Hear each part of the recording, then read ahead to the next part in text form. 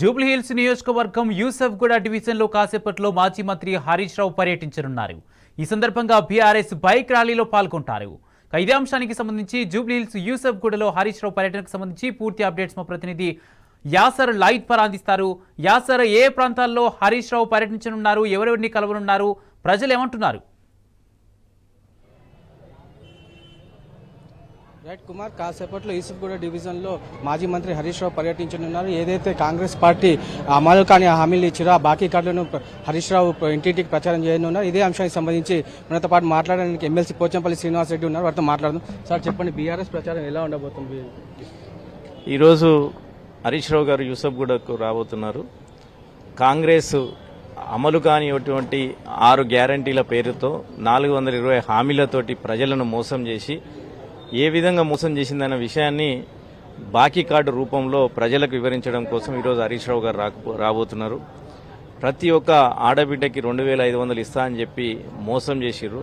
ఈ 22 నెలలకెళ్ళి వాళ్ళకు బాకీ పడ్డ అమౌంట్ ఎంత, అదేవిధంగా పెన్షన్దారులకు 2000 నుంచి 4000 చేస్తా అని చెప్పిండు.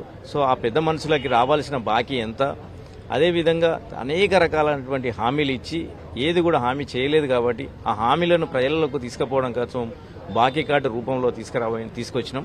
ప్రతి ఇంటింటికి ఎంత బాకీ పడ్డది కాంగ్రెస్ ప్రభుత్వం, రేవంత్ రెడ్డి ప్రభుత్వం చేస్తున్నటువంటి మోసాలను ప్రజలకు వివరించడానికి ఒకటైతే, రెండవది ఈ యొక్క జూబ్లీహిల్స్ కాన్స్టిట్యున్సీలో 3 సార్లు ఎమ్మెల్యే గెలిచినటువంటి మాగంటి గోపీనాథ్ గారు అకస్మాత్ మరణం వల్ల త్వరలోనే ఎలక్షన్లు రాబోతున్నాయి. కాబట్టి కేసీఆర్ గారు ఆశీస్సులతోటి, కేటీఆర్ గారి నిర్ణయంతో ఇక్కడ వారి సతీమణి మాగంటి సునీత గారికి ఇక టికెట్ ఇవ్వడం జరిగింది. అదేవిధంగా ఈ ప్రజలకు జూబ్లీహిల్స్లో ఎన్నో సేవలు చేసినటువంటి మాగంటి గోపీనాథ్ గారి యొక్క సేవలు 3 సార్లుగా గెలిచి వాళ్ళకు ప్రజలకు అందుబాటులో ఉండి చాలా సేవలు చేయడం జరిగింది. కానీ ప్రభుత్వంలో బీఆర్ఎస్ ప్రభుత్వంలో కేసీఆర్ గారి నాయకత్వంలో అనేక సంక్షేమ పథకాలు అందించడంతో పాటు ఈ జూబ్లీహిల్స్ కాన్స్కి ఎంతో అభివృద్ధిలో తోడ్పడడం, అదేవిధంగా ఆ కుటుంబం ఒక రోడ్డున పడకుండా ఉండడం కోసం ఆ కుటుంబానికే టికెట్ ఇచ్చి అందరం కూడా నిజమైన నివాళులు మాగంటి గోపి గారికి ఇవ్వాలి అంటే ఈ యొక్క కాన్స్టిట్యున్సీ గెలిచి జూబ్లీహిల్స్ కాన్స్టిట్యున్సీలో బీఆర్ఎస్ పార్టీ జెండా నిలబెట్టి ఆయనకు నిజమైన నివాళులు అర్పించాలన్న ఉద్దేశంతో కూడా ఇంటింటికి ప్రచారం చేయాలంట. మరోవైపు జూబ్లీహిల్స్లో బీఆర్ఎస్కి విశేష స్పందన ప్రజల నుంచి లభిస్తుంది. ఎలా? చాలా ప్రజలు కూడా అందరూ కూడా ఏ ఇంటికి వెళ్ళినా ఎక్కడికి పోయినా కూడా మాగంటి గోపీనాథ్ గారు చేసినటువంటి సేవలు, కేసీఆర్ గారి నాయకత్వంలో జరిగినటువంటి సంక్షేమ పథకాలు వాళ్ళే గుర్తు చేస్తున్నారు. వాళ్ళే మాకు తోడ్పాటుగా ధైర్యంగా ఉంటున్నారు. ఇక్కడికి ఎవరు కాంగ్రెస్ ప్రభుత్వం 3 మంత్రులను ఇన్ఛార్జిగా వేసినా, ఎంతోమందిని కార్పొరేషన్ చైర్మన్లను ఇన్ఛార్జిగా వేసినా, ఎన్నో రకమైన అభివృద్ధి చేస్తామని మాయ మాటలు చెప్పడం జరుగుతుంది. చాలా జీవోలు తీసుకొచ్చి అదో జీవో ఇచ్చి ఇదో జీవో ఇచ్చి కొబ్బరికాయ కొట్టినట్టు చేసేసి ఏదో మభ్య పెట్టాలనుకుంటున్నారు. కానీ ఇక్కడ జూబ్లీహిల్స్ ప్రజలు విఘ్నులు, వాళ్ళ అన్నీ తెలుసు. ఇది ఎలక్షన్ కోసం వాళ్ళు చేస్తున్న స్టంట్ అని తెలుసు.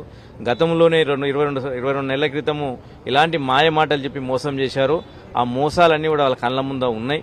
హైదరాబాద్లో ఇవాళ ఎంత దారుణమైన పరిస్థితులకు కారణమైన కాంగ్రెస్ పార్టీని ఓడించడం కోసం ఖచ్చితంగా ఇక్కడ జూబ్లీహిల్స్ ప్రజలందరూ కూడా కృతనిశ్చయంతో ఉన్నారు. 6 గ్యారెంటీల పేరుతో అధికారంలోకి వచ్చిన కాంగ్రెస్ 6 గ్యారెంటీలను విస్మరించింది. మరి దాన్ని వాళ్ళు చేయని మోసం అంటూ లేదు. అధికారం రావడం కోసం ఎనలేని హామీలు, ఏది పడితే అది, ఏది సాధ్యం కాదని తెలిసినా వాటిని అన్నిటిని కూడా ప్రజల ముందు పెట్టి మభ్యపెట్టి ఒకసారి అవకాశం ఇవ్వండి, మేము 6 గ్యారెంటీలు, ఇది రాహుల్ గాంధీ గ్యారెంటీ, సోనియా గాంధీ గ్యారెంటీ, ఆ గ్యారెంటీ అని రైతులను మోసం చేసి రైతులకు ఎనలేని అని హామీలు ఇచ్చి 2 లక్షల రుణమాఫీ అని చెప్పి 1 లక్ష కూడా రుణమాఫీ చేయకపోవడం, అదేవిధంగా రైతు బంధువును 10,000 ఉన్నదాన్ని మేము 15,000 ఇస్తామని చెప్పి రెండు రైతు బంధువులు ఎగ్గొట్టడం. ప్రతి ఒక్క రంగంలో ఏ రంగం తీసుకున్నా, రైతులకు సంబంధించిన ఏ రంగం తీసుకున్నా, హైదరాబాద్ డెవలప్మెంట్ ఏది తీసుకున్నా, ఇప్పటి వరకు హైదరాబాద్లో వాళ్ళు వచ్చి 22 నెలలు అవుతున్నా ఒక కొబ్బరికాయ కొట్టింది లేదు, ఒక కొత్త శాంక్షన్ ఇచ్చింది లేదు. కేసీఆర్ గవర్నమెంట్లో కేటీఆర్ నాయకత్వంలో చేసినటువంటి అభివృద్ధి కార్యక్రమాలనే వాటినే మళ్ళీ రీఓపెన్ చేయడము, వాటినే అభివృద్ధి కార్యక్రమంలో వాళ్ళే చేసిన చెప్పుకోవడం తప్ప ఇప్పటి వరకు ఒక ఫ్లైఓవర్ కట్టింది లేదు, ఒక ఫ్లైఓవర్కి శంకుస్థాపన చేసింది లేదు, ఒక ఇక్కడ డ్రైనేజ్ కానీ, ఇక్కడ సమస్యలు కానీ, ఇక్కడ సమస్యలు వాటి మీద కూడా ఏది కూడా కొత్తగా శాంక్షన్ ఇచ్చింది ఏది కూడా లేదు.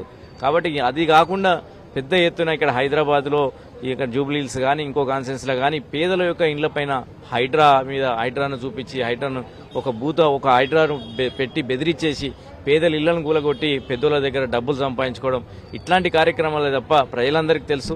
కాబట్టి ఖచ్చితంగా వాళ్ళు ఈ రాబోయే ఈ ఎలక్షన్లో, ఈ జూబ్లీహిల్స్ బై ఎలక్షన్లో ఖచ్చితంగా వాళ్ళకి కాంగ్రెస్కి బుద్ధి చెప్తారు. చివరిగా జూబ్లీస్ ప్రజలకు మీరు ఏం కోరుకుంటున్నారు?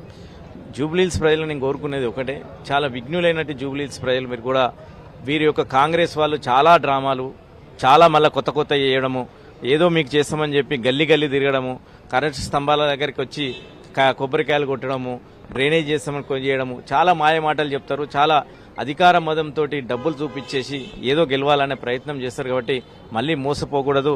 జూబ్లీహిల్స్ ప్రజలు ఖచ్చితమైన ఈ తీర్పు బీఆర్ఎస్ పార్టీకి ఇస్తే ఖచ్చితంగా వాళ్ళ మీద ప్రెషర్ పెరిగి మిగతా 2-3 సంవత్సరాల్లో వాళ్ళ హామీలు నిలబెట్టుకునే ప్రయత్నం చేస్తారు. కాబట్టి ఇది మంచి అవకాశంగా వాడుకొని బీఆర్ఎస్ పార్టీని గెలిపించుకోవాలి. మొత్తానికి చూసుకున్నట్టయితే జూబ్లీస్ నియోజకవర్గంలో జరిగే ఉప ఎన్నికల బీఆర్ఎస్ విజయం ఖాయమని బీఆర్ఎస్ నేతలు అంటున్నారు. కాసేపట్లో హరీష్ రావు యూసుఫ్గూడ డివిజన్లో పర్యటన ఇంటింటికి కాంగ్రెస్ బాకీ కార్డును అందజేయడం జరుగుతుంది. Thank you Acer.